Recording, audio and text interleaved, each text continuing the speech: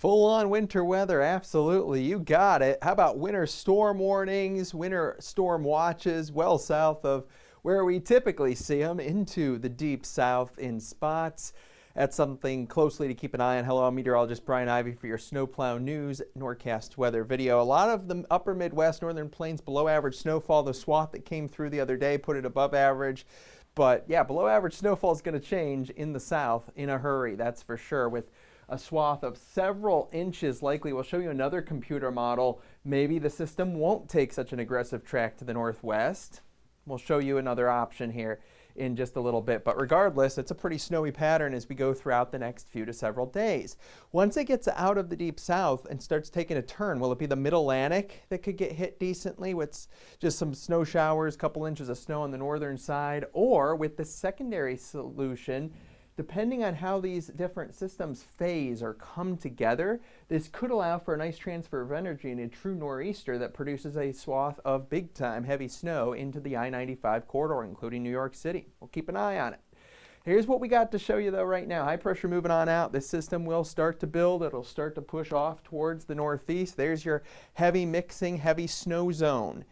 Okay, yeah, Oklahoma City, Memphis, Nashville. That sleet and icing just to the south of the heavy snow zone. It's going to be a big deal. Much lighter stuff to the north, but still a few inches of snow possible as this heads off towards the east. Notice North Carolina getting hit with that ice-snow mix with just plain minor snow to the north. But this is where things could come together and change by Friday night into early Saturday. If that other low develops, this could become a big nor'easter, or it could just kind of wrap up and kind of go out to shore and fall apart and those systems stay separate. But I think it will set up lake effect snow coming off of the Great Lakes regardless of really the ideal track. And then there's a clipper system to watch the end of the weekend into early next week. So it's a very active pattern for the next few to several days for sure, and that moves through, that will likely spark off some lake effects. So we're really going to be adding it up in spots of the Great Lakes, no doubt about it, and then maybe even another clipper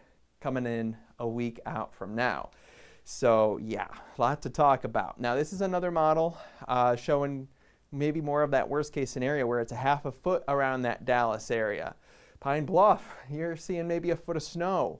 It's a few to several inches across the Lake Erie snow belts and towards the Appalachians. And then New York City, you're not getting much at all. I mean, you're talking about an inch or so in the next week. Boston, a half an inch to maybe an inch of snow. So it certainly is going to vary, maybe a few inches into the Montreal area, a couple inches in towards Maine, and then no major snow in the northern plains. Minneapolis is in a snow drought, not seeing too much in the next week.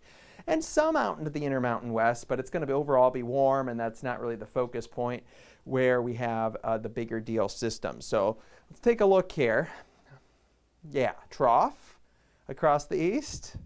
A little brief warm-up, another big trough incoming that swirls around. You can see here just in this area how that potent that gets in spots, and then with the positioning of this big ridge, it's going to be hard to get a pattern change. There's some signs the end of January that this could flip around, but before then, it is big time cold in the east, sustained.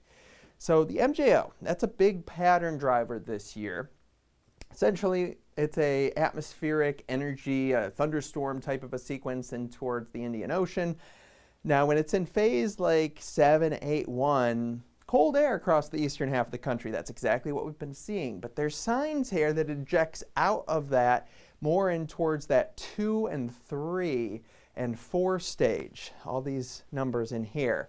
And that is likely the end of January into the beginning of February. That should flip the pattern into a much warmer stretch. So after this system moves on out, and after the next little batch of rain and snow, will be on the below average precipitation side of things, but the cold still hanging on over the next 6 to 10 days across the east.